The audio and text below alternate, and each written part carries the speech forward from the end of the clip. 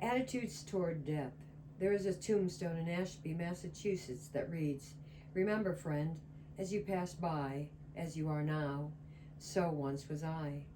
As I am now, so you must be. Prepare yourself to follow me." Something has happened to me as a result of meandering through many realms of consciousness over the past 50 years that has changed my attitude toward death. A lot of the fear about death is gone from me. I am someone who actually delights in being with people as they are dying. It is such incredible grace for me. In the morning, if I know I am going to be with such a person, I get absolutely thrilled because I know I am going to have an opportunity to be in the presence of truth. It is now becoming acceptable in our culture for people to die. For many decades, death was kept behind closed doors. But now we're allowing it to come out into the open. Having grown up in this culture, the first few months I spent in India in the 1960s were quite an experience. There, when someone dies, the body is placed on a pallet, wrapped in a sheet, and carried through the streets to the burning grounds, while a mantra is chanted. Death is out in the open for everyone to see. The body is right there. It isn't in a box. It isn't hidden. And because India is a culture of extended families, most people are dying at home. So most people, as they grow up, have been in the presence of someone dying. They haven't walked away from it and hidden from it, as we have in the West. I was certainly one of the people in this culture who had hid from death. Quench my thirst with a little bit of mushroom brew. I know. Well, Ram Dass really nails it, doesn't he? Mm-hmm.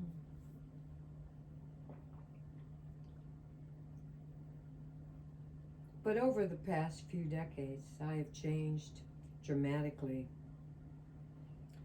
The initial change came as a result of my experience with psychedelic chemicals. I came into contact with a part of my being that I had not identified with in my adult life. I was a Western psychologist, a professor at Harvard, and a philosophical materialist. What I experienced through psychedelics was extremely confusing because there was nothing in my background that prepared me to deal with another component of my being.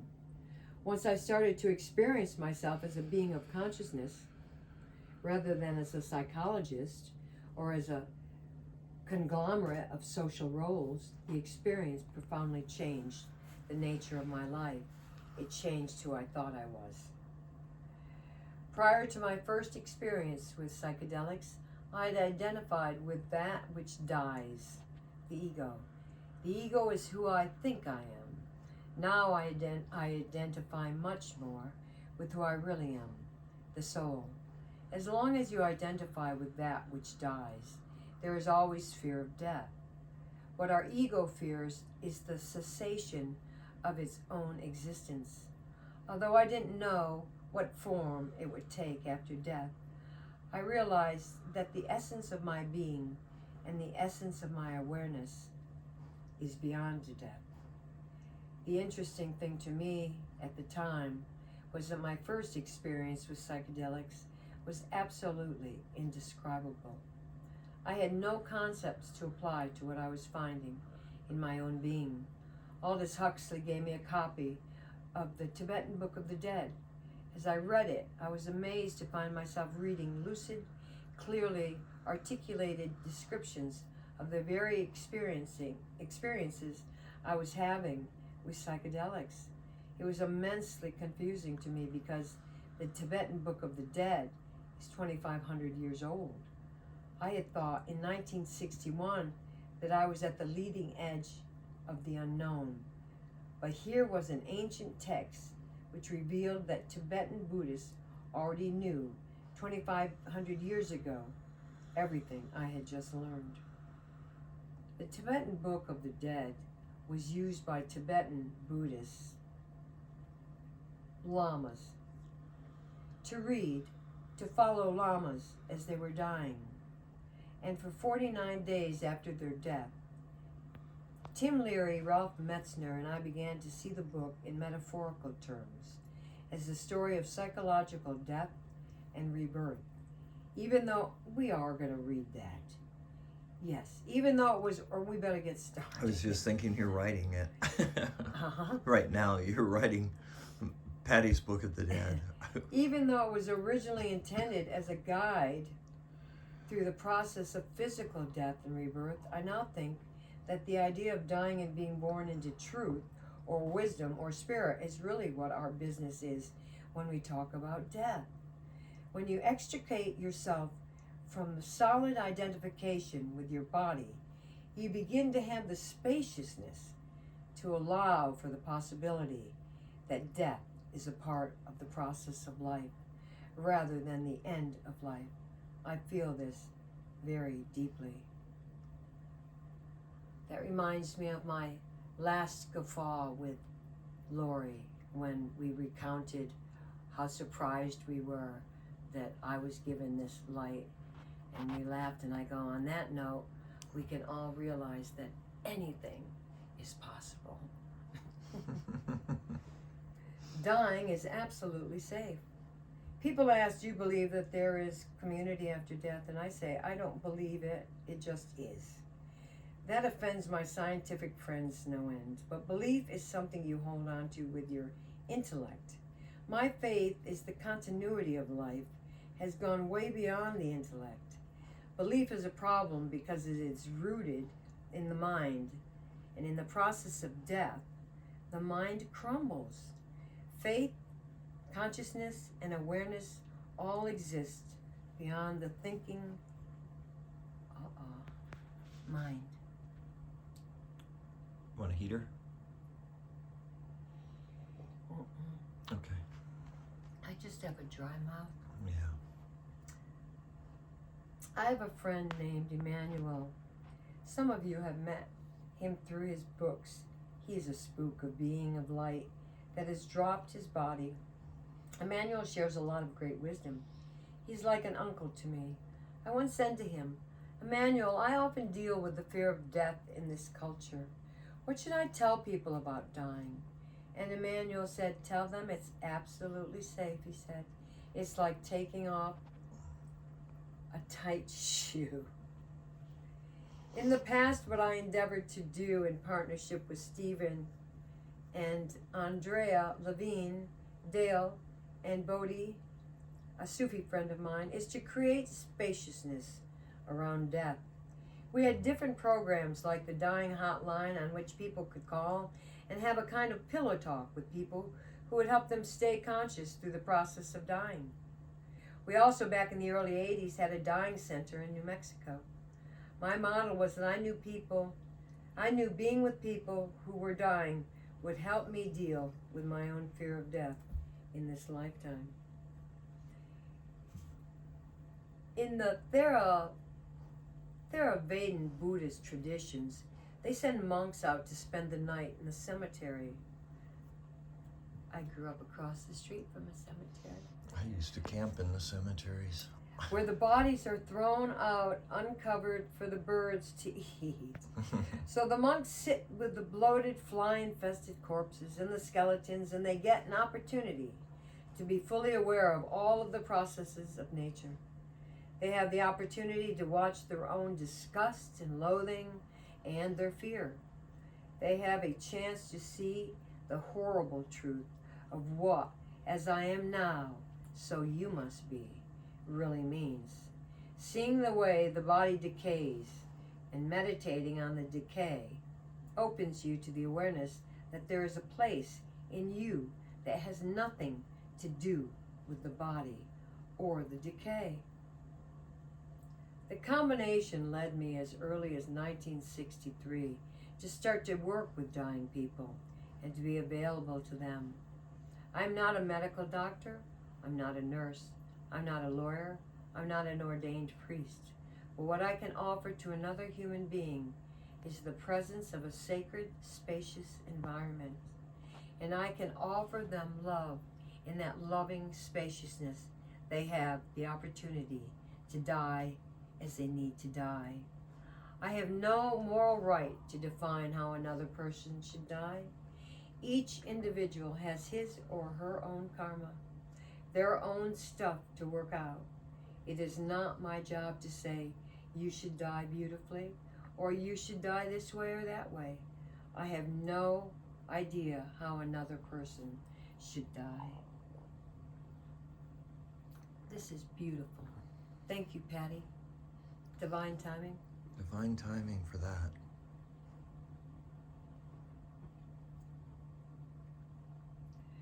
When my biological mother was dying back in a hospital in Boston back in 1966, I would watch all the people come into her room. All the doctors and relatives would say, "You are looking better. You are doing well." And then they would go out of the room and say, "She won't last a week." I thought how bizarre it was that a human being could be going through one of the most profound transitions in their life and have everyone they know and love and trust lying to them. Can you hear the pain of that? No one could be straight with my mother because everyone was too frightened. Even the rabbi, everyone. She and I talked about it, and she said, "What do you think death is?" And I said, "I don't know, Mother, but I look at you and you are my friend, and it looks like you are in a building that is burning down, but you are still here. I suspect when the building burns entirely, it will be gone, but you will still be here." So my mother and I just met in that space. Awareness beyond death. With Phyllis, my stepmother, I was more open, and she could ask whatever she wanted to ask. I didn't say, "Now let me instruct you about dying," because she would not have accepted that. But then came the moment when she gave up, and she surrendered, and it was like watching an egg breaking and seeing a radiantly beautiful being emerge, and she was clear and present and joyful. It was a beingness that she always at some level had known herself to be, but she had been too busy all her adult life to recognize it. Now she opened to this beautiful being in the core of who she was, and she just basked in its radiance. At that moment, she went into another plane of consciousness where she and I were completely together, just being. The whole process of dying was just moments of phenomena that were occurring. But when she surrendered, she was no longer busy dying. She was just being, and dying was happening. And this is where I live right now. And it's just gorgeous. Right at the last moment, she said, "Richard, sit me up." So I sat her up and put her legs over the edge of the bed. Her body was falling forward, so I put my hand on her chest, and her body fell back. So I put my other hand on her back. Her head was lolling around, so I put my head against her head. We were just sitting there together. She took 3 breaths, 3 really deep breaths, and she left. Now, if you read the Tibetan Book of the Dead, you will see that the way conscious lamas leave their bodies is to sit up, take 3 deep breaths, and then leave.